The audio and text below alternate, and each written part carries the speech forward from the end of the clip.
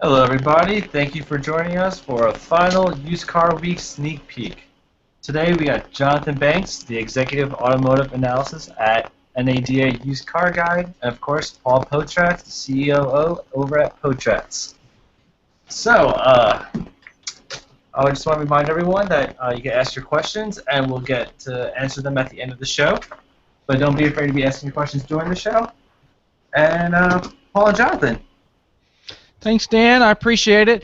So, guys, thanks a lot for taking some time to join us. And I'm telling you, you're going to be fortunate because you're going to be able to hear from Jonathan. He is the mind. He's got a lot of great information. And he's going to share just some of that information with you today.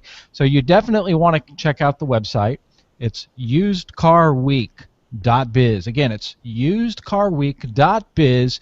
Because what's going on, Jonathan and I and the past people that we did with the webinars, we're all getting ready for a great time at Used Car Week, which is going to be at the Phoenician November 16th through the 20th. Again, that's November 16th through the 20th. It's going to be Used Car Week. Let me tell you what I mean by Used Car Week. This is a week-long program where we talk about certified pre-owned vehicles. We talk about some subprime. So if you need to get into the subprime market, this is a place to be.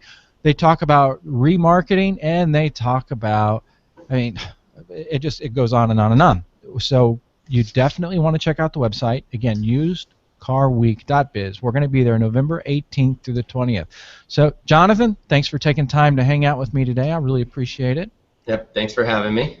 Why don't you tell everybody kind of, a brief, because I know you do a lot and you know a lot, but tell everybody briefly, what is it that you do with NADA and, what's your specialty? Sure.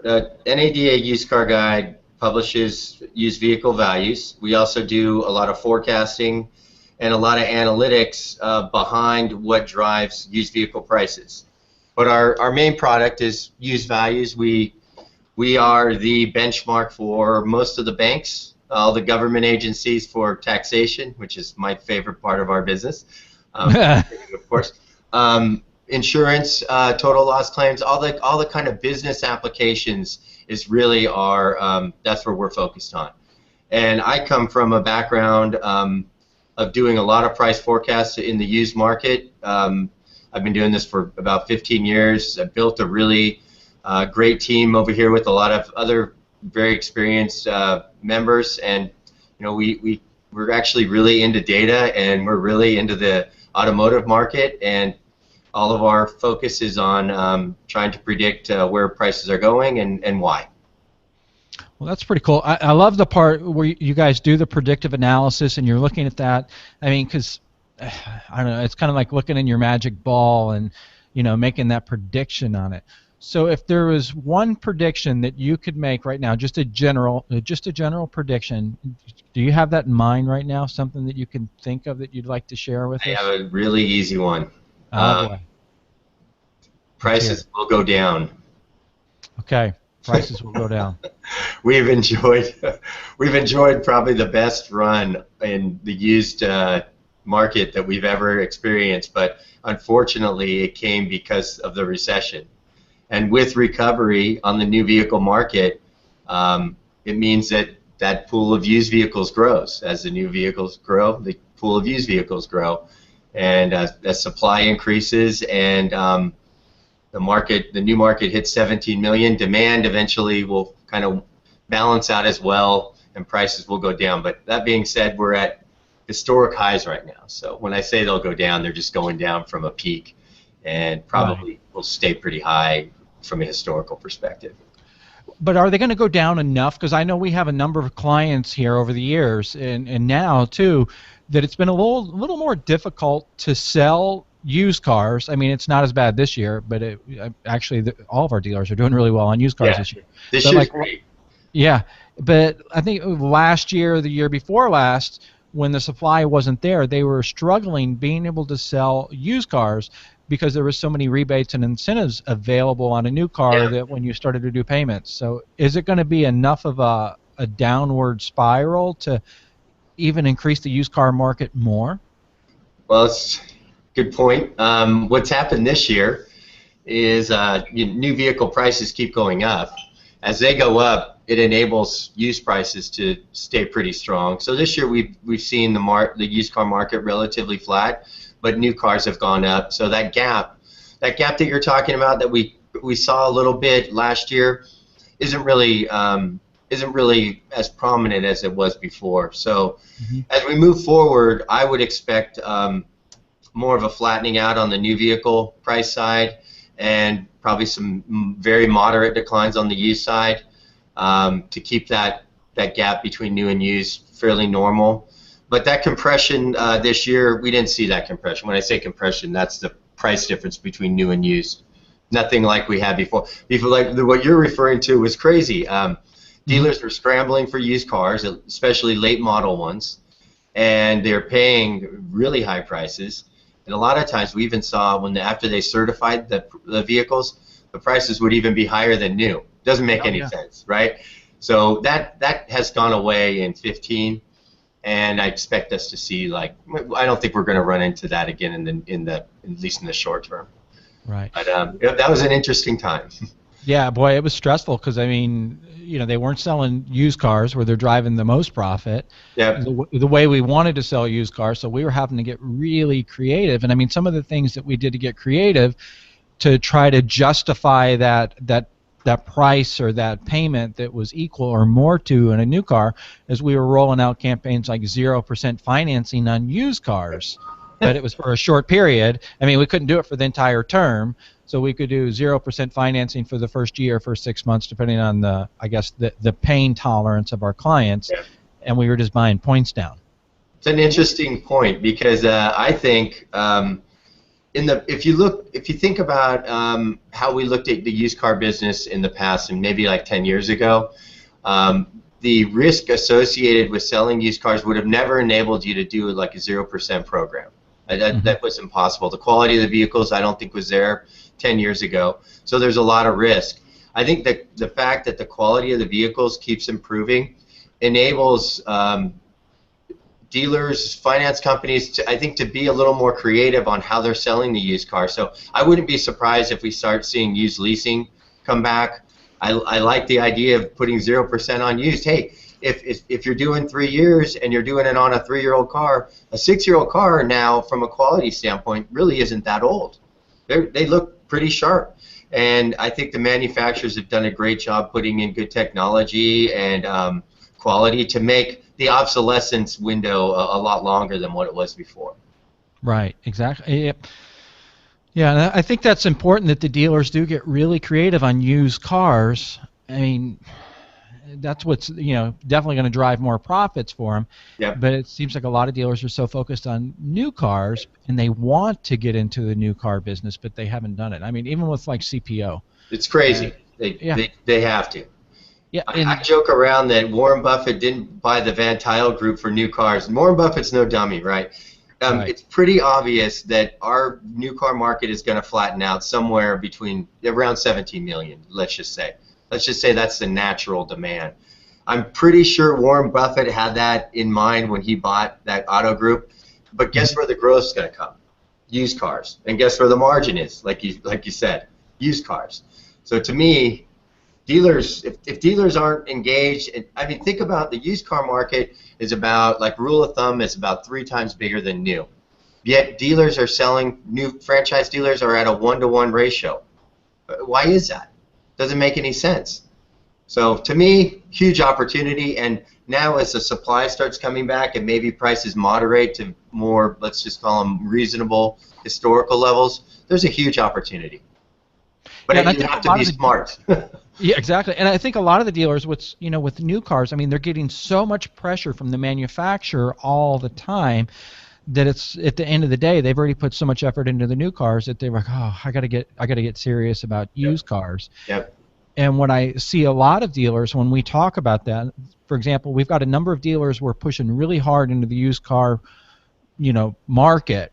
And for example, like one of our dealers, he's a Toyota dealer, and we're trying, we have been doing it pretty successfully, promoting used cars, but on his Toyota website, his mandated, his manufacturer website. So we said, let's build a standalone used car website So you're not stereotyped that all you have is used Toyotas, that you could sell Ford, you can sell Dodge, you can sell Hyundai, Honda, and so on and so forth.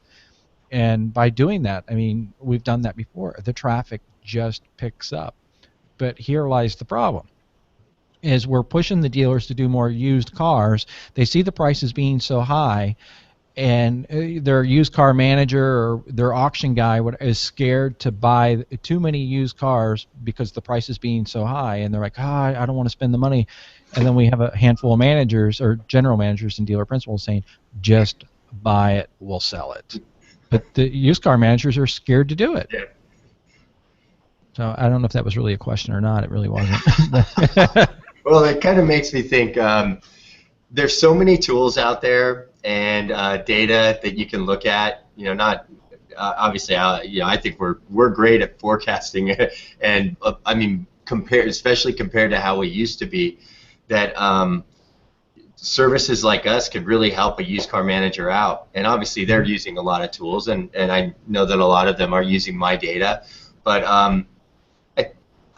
I love the way that you still have the gut feeling. I know that, but I think over time, as there's more trust in the data, that gut feeling becomes much more of an educated gut feeling with a lot of data behind it that I think will help the confidence, which is already happening. I mean, you look at turn rates in the used car lots, much better than before. The pricing, I think, one of the great things about how we're at historically high used prices, I think a lot of that is driven by the fact that the used car managers have a better understanding of what to buy the car for. So we're not seeing these crazy volatile swings in prices because they have a better understanding. So to me, that's only going to increase in time. I mean, to your point of we're setting up different websites, I'm sure they're tracking the data. They're going to use that data to help them make future decisions. It's all moving in the right direction. At the perfect time, too. Yeah, no kidding. The supply is coming. I mean, it's coming. What do you think about interest rates? I mean, there was talk of raising the interest rate a while back, and then China had their, small crisis, and then they didn't do it. But how much longer do you think we're going to sustain these low interest rates? Yeah, I'm not a pro on that, but once again, I can definitely say interest rates are going up. Yep. It appears that you read about every time you read about it, it seems to change, but it seems like we're going to have some sort of rate increase sometime later this year. Mm-hmm. There's not much left of the year, but it's supposed to already happen in the spring, and then it was the summer, and then it was September. So who knows? But to me, I'm not too worried about interest rates because even the change is going to be fairly insignificant. It appears that our equity markets have already taken that into consideration, and from an actual consumer standpoint, I mean, what's a quarter point or a half point going to do to your loan rate? It's still going to be incredibly low. But that being said, maybe as we move 2-3 years out, when interest rates go up wherever they go, this is what I worry about. You have a lot of buyers going in leases. 28% of buyers are buying their new car through a lease. They're going to be back in 3 years, and in 3 years from now, guaranteed, interest rates are going to be higher, and used car values are going to be lower. So whatever payment they're coming out of, it's going to be higher. How much higher? I don't know, but it will be higher. So my question is, how will we manage those customers coming back? When they're used to a $299 Fusion payment, and now $299 gets them into a, who knows, Fiesta, Focus. Yep. What do you do with them? So to me, therein lies, hey, here's a used Fusion. Or we see manufacturers going crazy again and incentivizing those lease payments, beyond like stretching like we saw in the late 90s. Mm-hmm. So that to me is where I worry about interest rates. Short term, hey, it seems they won't have much of an impact. It was last week I was talking to one of our clients, and he was talking about the shopper and how the shopper has been trained on interest rates now. And he's saying, well, right now we have 1.9%. And this customer was saying, well, I'm not going to buy it at 1.9%. That's ridiculous. I should get 0%, or I should get 0.9%. Yep. I mean, it's amazing how the consumer forgets. I mean, it wasn't that many years ago that if you wanted to buy a car, you Yeah, were paying 7%, absolutely. 8%, 9%, And that was with 10%. good credit. Yeah, exactly. That wasn't no somebody with bad credit. Yeah. That was good That's a credit. good point. It might be a perception thing too, but you think about a point in interest on your payment, and well, I mean, is it substantial? Not really, but if 2 points, 3 points, you start to get into where it really does change your payment. So, Hmm. but you're right. Consumers are going to come in and 3 years from now again, where they were negotiating point 0.9, and now maybe it's 3.9. Right. That doesn't that's not fun. No, it's not. I mean, yeah. But what do you think next year is going to be like? I mean, we've heard the predictions, but what are you seeing next year? Are sales going to be up? Are they going to be flat? What's the auto industry going to be like next year? Well, the consensus on the forecast. Well, we don't do a new vehicle forecast, so I'm reading what everyone else is. But I do believe this, and I hope it happens. I hope that we're flat. The reason why I hope to see incentives remain at least at the level we're at. I don't want to see incentives increasing. Um, I believe right now our market's a little bit there's some infusion in there with incentives that are driving sales up. Not to say the demand is definitely there, but I think we're given a little nitrous with the incentives, and I hope that we ease back a little on that and accept maybe a new vehicle sales level, flat to compare how we did in 15, and that'll keep, I think, the market a lot more stable, especially on the used side. I think if we start to keep pushing, and I know there might be some because I know a lot of production is coming online. I don't remember the year anymore, but Wards was predicting we hit 20.5, I think, production in North America, which that kind of points to manufacturers maybe being a little more bullish on where the market's going. Mm-hmm. But to me, incentives need to remain stable. I'd even like to see lease incentives go down a little bit. I'd like to see leasing be at whatever the natural percentage is, but whatever it is, it's being fueled by these high incentives. Right now, I'm going to look at a chart. Right now, lease incentives, according to auto data, Mm-hmm. through 2015 are $5,500 on average. So that's a lot of money. Now, granted, you got luxury cars in there, probably driving that average up, but still, $5,500. Last year was under 5,000, so it's $500 higher. But you see the payments out there. You don't need to be a statistician to realize that, man, if you could go get a Fusion for $299 a month, that's ridiculous. That's just too cheap. I keep picking on the Fusion, but it's ubiquitous. I mean, the Camry. I mean, I'm seeing Camrys for crazy prices and everything. Which is great for consumers, fantastic, but sustainable, I don't think so. Right.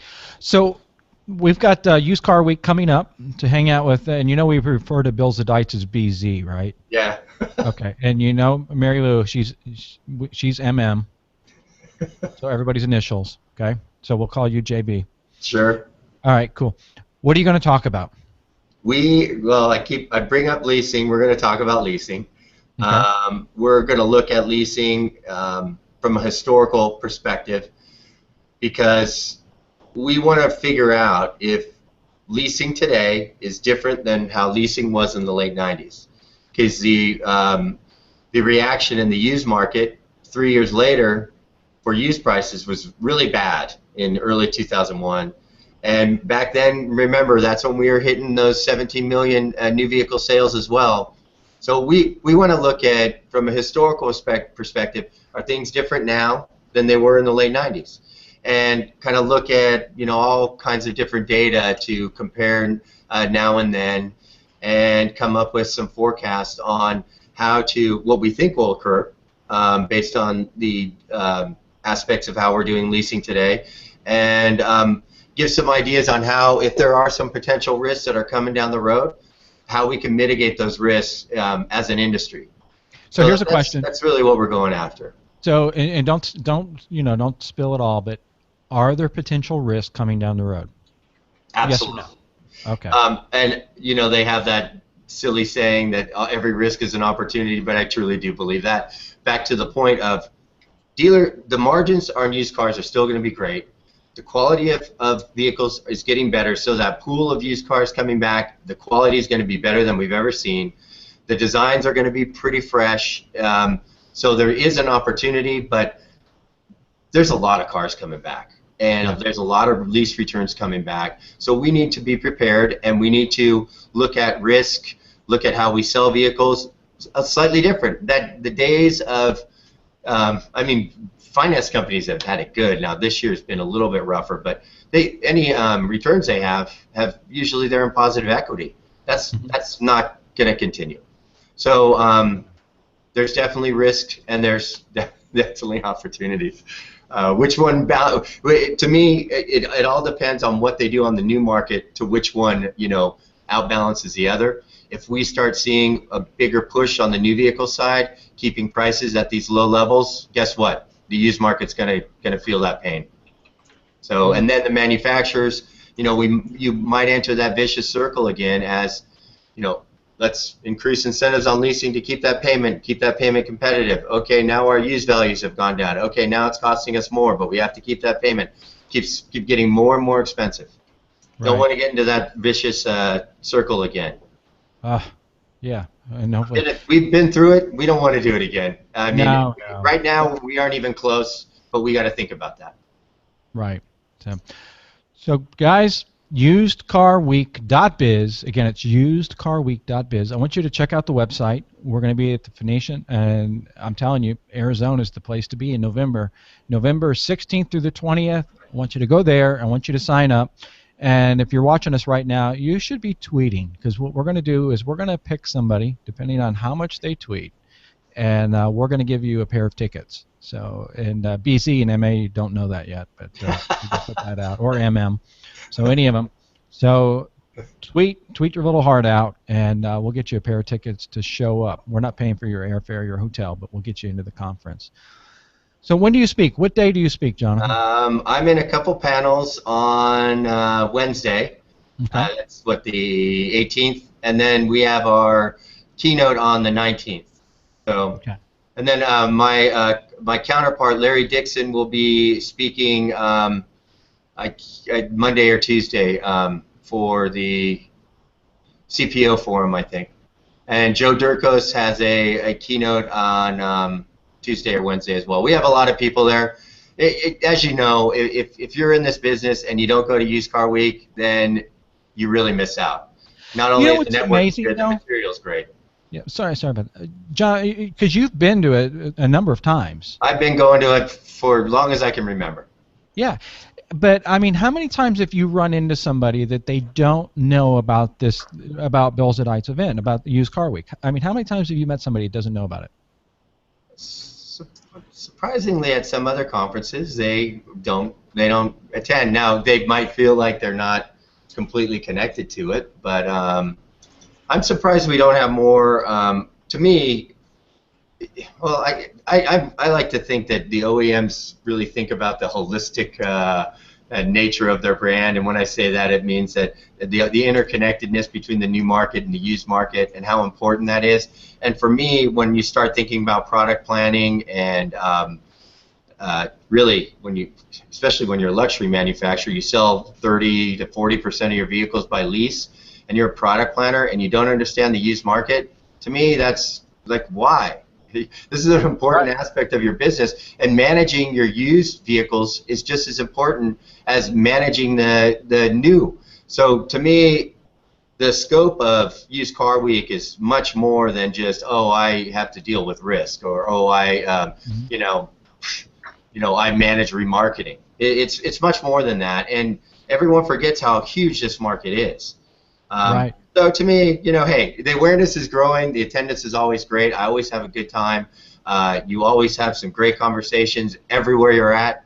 In the hallways, I barely can even walk 100 yards. It takes me like 45 minutes because I run into so many people on the way, and that's awesome. And it's a great event.